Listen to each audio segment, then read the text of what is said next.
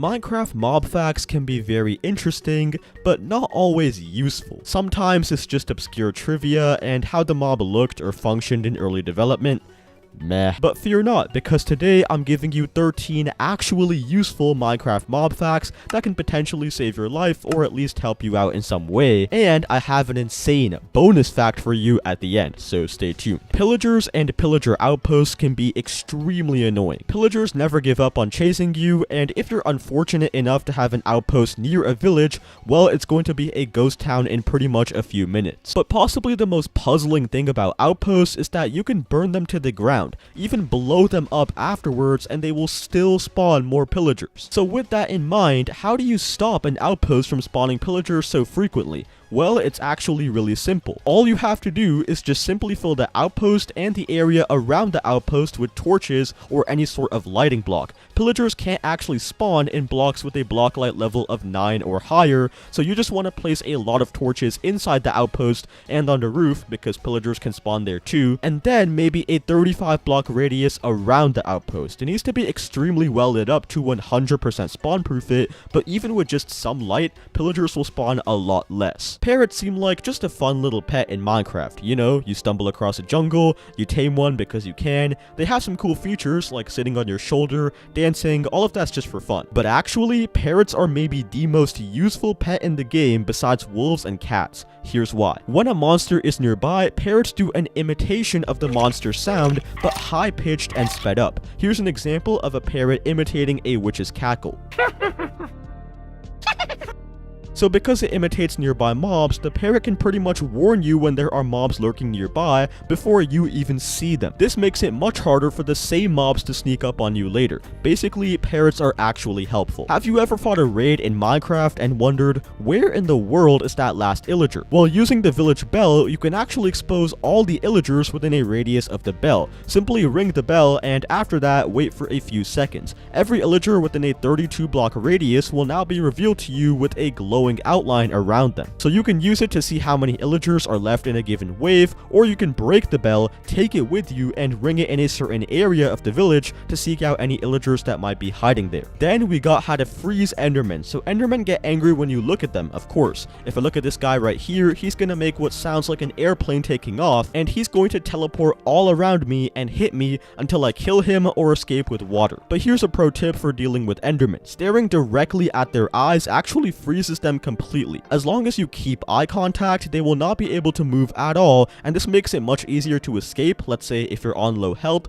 or you can just kill them without taking much damage at all. If you're going to kill them though, be careful as they can teleport if you get too close to them, so definitely be wary of that. Now, if you've played Minecraft for a while, you might know that carrying instant damage 2 tipped arrows with your bow is better, as they do much more damage than regular arrows. Well, I'm here to tell you, you are doing it completely wrong. Undead mobs like zombies and skeletons actually get healed by instant harming arrows, so no matter how many arrows you fire at them, they simply won't die because they're regaining health every time you shoot them. So instead, what you should be doing is carrying instant healing 2 arrows along with the harming arrows. Healing arrows do more damage to undead mobs, so you can swap your healing arrows for the undead and the harming arrows for everything else. Shulkers in Minecraft do not respawn upon death, and this is annoying because you need shulker shells to make shulker boxes. But don't be discouraged, you can still duplicate shulkers, and to do this you'll need to have a shulker hit another shulker with this projectile. The shulker that's hit needs to have its lid open, and every time this happens, one new shulker will usually spawn somewhere nearby,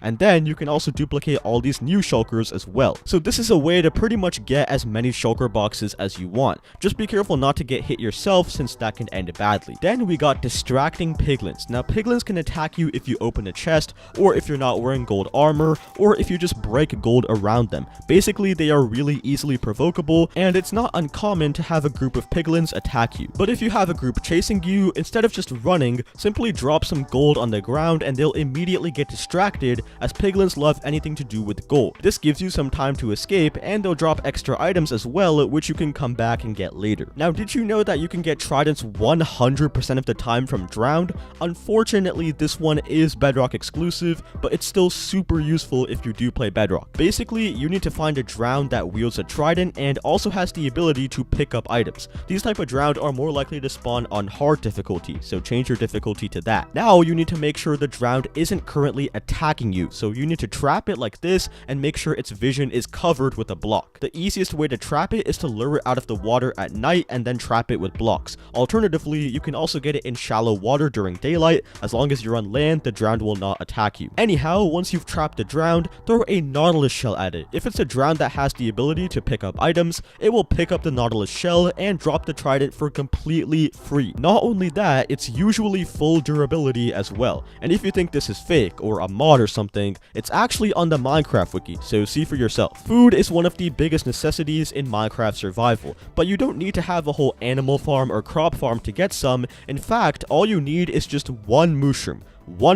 Now, admittedly, you can only find these guys in mushroom islands, so they're not common per se, but once you have one, you can right click on a mushroom with a bowl and it will give you mushroom stew. You can actually get infinite amounts of mushroom stew this way. You will need a bit of wood, but that's a pretty small price to pay for basically an infinite food supply. Ender dragons take forever to perch in Minecraft, and usually it takes multiple perches to kill the dragon. However, there's a way to kill the dragon as soon as it perches with water. Now, this works on Java. I'm not sure if it works on Bedrock. If it does, then someone do let me know. But basically, you'll need to head to the coordinates 0, 0 in the end. These are the coordinates where the Ender Dragon perches. Then you're gonna build a pillar that goes straight up to 1 block below the build limit. Build a platform to the side of that pillar just a few blocks away, and on the pillar itself, place some water at the top of it. Now, simply stand on the platform next to the pillar. Wait for a while, and the Ender Dragon will actually come to this pillar, and it'll start climbing up the pillar very slowly. You can see it down there, and because it climbs in a straight line, you can just shoot it with a bow until it dies. Do it quickly because again, the dragon is still climbing up to you, so it will of course reach you eventually. But yeah, the dragon is basically powerless to stop you. You can just shoot it and it's dead. Ocean monuments are annoying to raid in Minecraft. I mean, you got guardians and that annoying mining fatigue effect, which makes it basically impossible to break anything. Well, did you know that there's a way to get rid of that mining fatigue without drinking milk? The key is axolotls. These are creatures found in shallow lush cave waters. You can't tame them per se,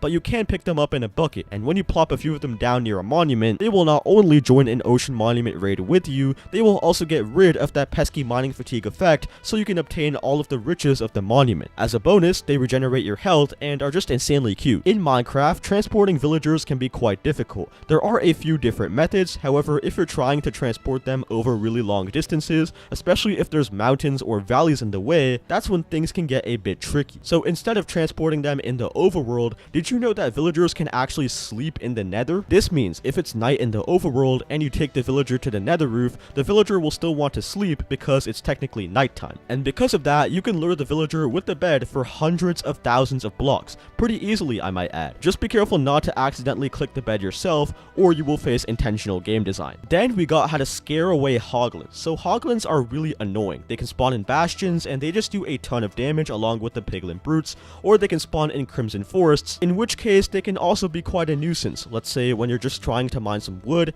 and a hoglin sneaks up on you. So a very easy way to just get rid of the hoglins is to use warped fungus. This is found in warped forests and crimson forests, and basically placing it down in a flower pot will immediately drive any hoglins away. So in bastions, you can place this down when you're about to loot a chest, or in a crimson forest when you're about to cut down a tree. After that, you won't have to worry about any hoglins anymore. And now a bonus fact for you guys. In modern Minecraft, placing mob heads on top of a note block plays that mob's sound when you click the note block. How is this useful exactly? Well, it is, cause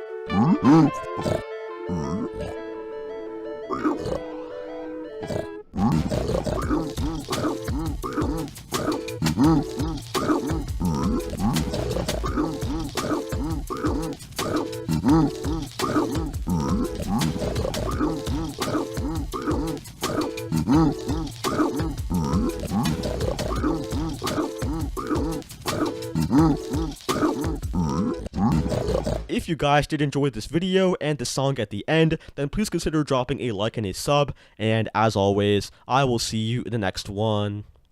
Goodbye.